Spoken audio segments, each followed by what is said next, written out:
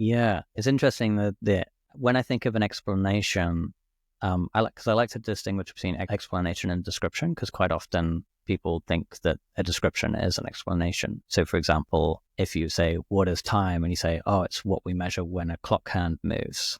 That's not, that's more like a description of what some mechanisms. So when I think of explanatory scope, I also like to think of kind of mechanisms, like how much of this explanation is sort of tied together in terms of, almost like causality, or like this thing happens and this thing happens and this thing happens. So how systematic the conception of the mechanics is. Yeah, exactly.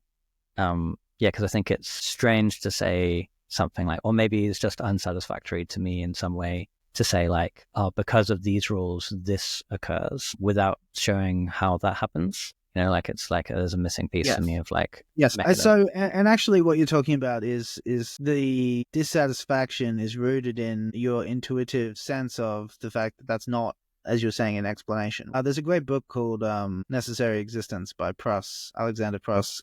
Yeah, I started reading it. Part of the way he defines what an explanation is, and I love this because this really gets at the sense of it. It's one of the reasons that I explain in some of the talks that for me, the PSR is the seed intuition of reason, of explanation, but explanations work by dispelling mystery. If there's mystery, then the explanation wasn't complete as a general rule, Yeah. And that's how you know the difference between a description and an explanation is an explanation makes you feel like there's nothing left to ask, whereas a description leaves things out. Cool.